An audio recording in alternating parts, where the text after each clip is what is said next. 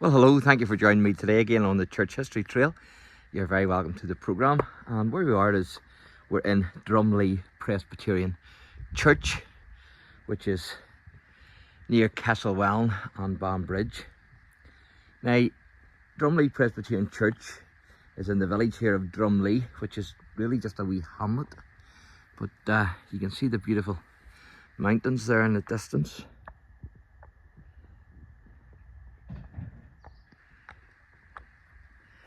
And the reason why we're here, of course, is because I'm going to be speaking here tomorrow, the 9th of November.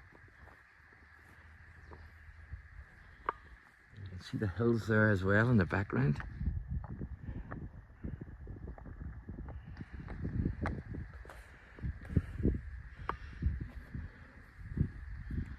And I'm going to show you this house here because this was the old manse.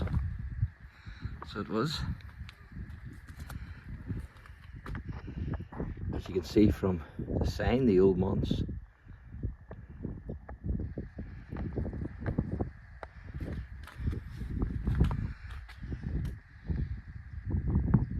So this church was built in 1827, and the congregation itself actually funded it, so they did. And you can see a plaque here to one of the ministers. It says, "The foundation stone of this church was laid by the Reverend James Porter during 1839. Of course, not to be confused with the Reverend James Porter of Grey Abbey, who was implicated in the 1798 rebellion. This is a later Reverend James Porter." So it is. So, as I say, in 1836, the incumbent minister was the Reverend James Porter, whose income was £100 per year, £30 of which was paid by the congregation, and the remaining £70 being the Rigum Donum, or in other words, royal bounty. So you can see the times there. Drumlee Presbyterian Church services Sunday 10:30 AM, and then the Lord's Supper is the first Sunday in May, third Sunday in November. And they also have a Sunday school, which is at 9:45 AM.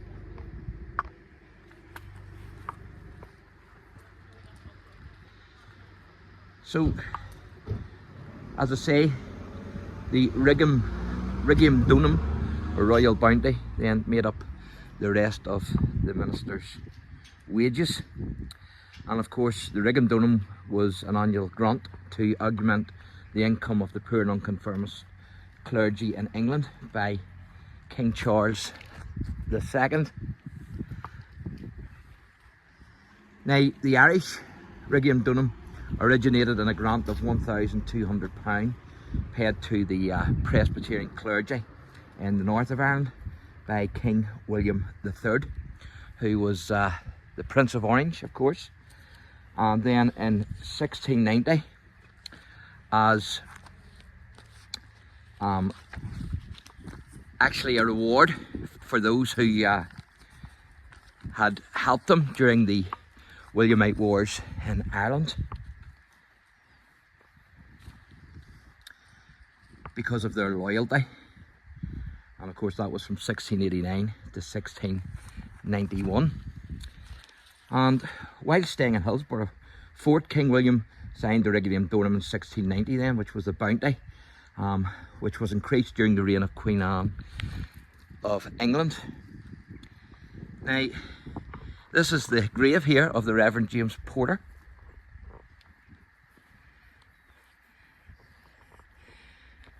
whose name we saw over the door.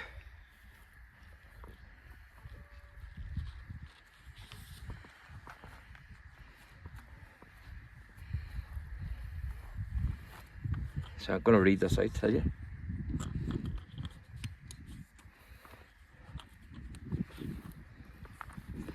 So it says Reverend James Porter, minister for 44 years of the Presbyterian Church, Drumlee, which is here, and founder of the adjoining place of worship, which is that building there. And it says, an able and faithful preacher, earnest in his, I can't make that out, zealous, also education. He was a warm friend, and he was a husband, I think.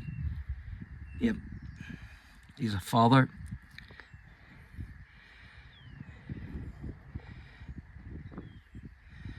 And what else does it say there?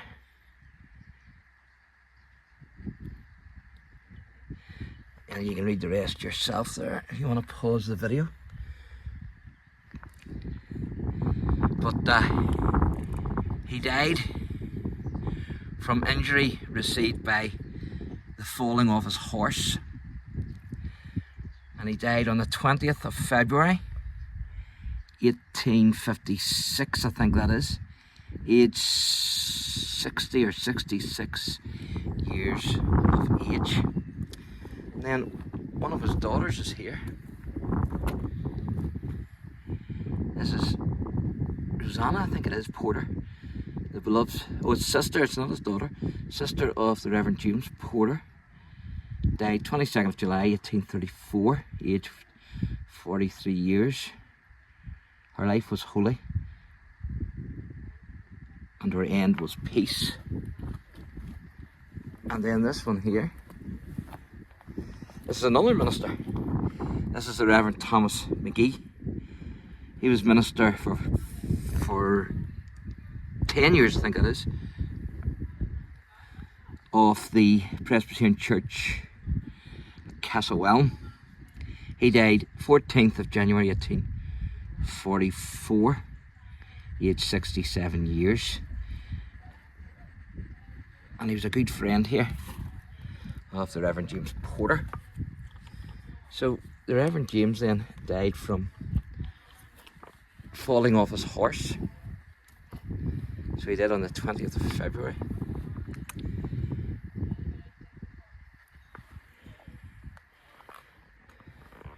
But this is where he is buried.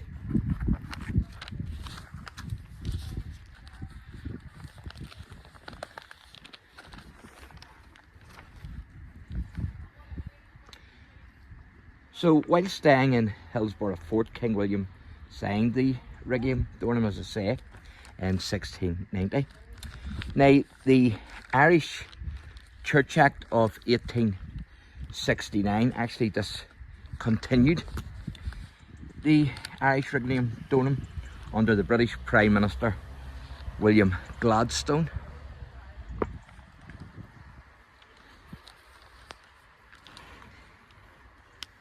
And the Reverend James Porter married, and he had 3 children. James Porter Jr., who was born on 20th of October 1827. He died the 2nd of October 1900, and he was a British academic. But I'm going to show you this grave here. This is another minister.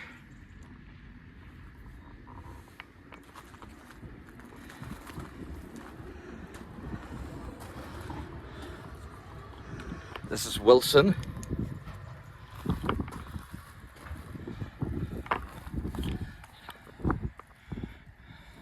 So this is the Reverend William Wilson, born 13th February 1844, I think that is. Departed this life 7th of March 1808, and also his sister. It doesn't tell you where he was a minister of. I'm assuming that he was a minister here in Drumlee, but it doesn't actually say that.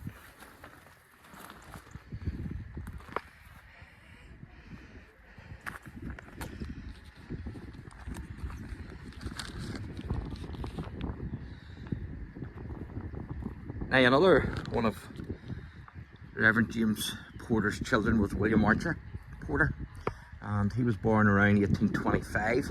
He died on the 16th of July 1890. He was a British lawyer, and then he had two daughters, Jane Bailey Porter and Margaret Archer Porter. So this is another grave here. This is from the 19th century as well, and it's secret to the memory of Elizabeth McGarry. She was the wife of James McGarry of Bransford, and departed this life 1831.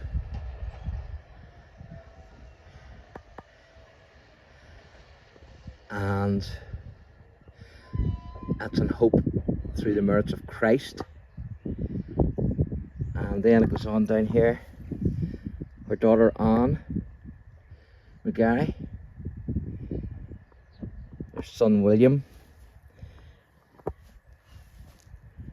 and it says, he sought the Lord early, and having found redemption through the blood of Christ, the forgiveness of his sins, he died in peace August 14th, 1832. And he, like his, and also, oh sorry, it says, 1832, aged 18 years. Then it says, may my last end be like his. And also James McGarry, late of Bransford, who departed this life 24th of January 1835, aged 51 years. He died in faith. And then it says, this is a challenge to those who read this: reader, thy too must die, prepare to meet thy God.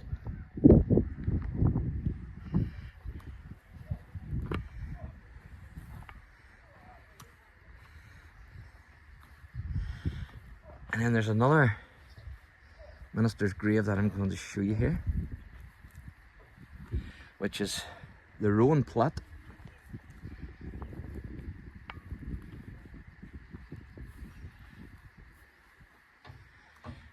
Which is this one here. The original stone was erected by Thomas Rowan, Drumlee, in memory of his beloved wife Jane. She died 1st of September 1859, aged 49 years. And also his daughter. And then also the above Thomas died 29th of April 1883, aged 75 years. And this was erected by his son Thomas Rowan in loving memory of his mother Nancy Jane. Died 20th of November 1912. And his wife Annie. His second wife Susan. And then it says the above Reverend Thomas Rowan, M.A., died 23rd of October 1952, aged 82 years. And he was the minister in Finnecouch and Benburb, so obviously Presbyterian. I've preached in Finnecouch, don't think I've preached in Benburb, from 1910. And then their dear daughters as well.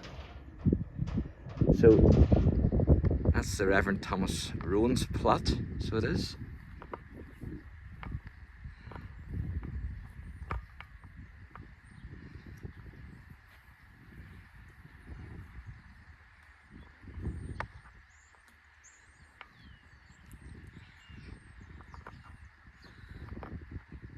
So we're almost finished.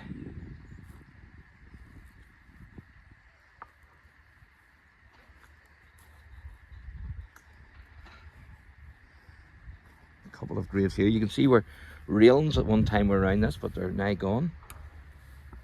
That's Thomas Bingham of Ardaki, who died 1st of November 1851, aged 61 years.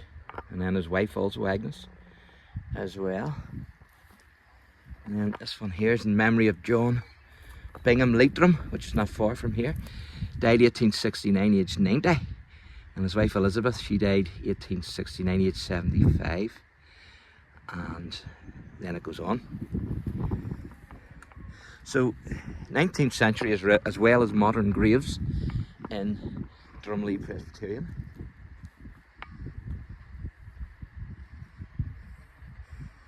And you can see some graves there from the 19th century as well.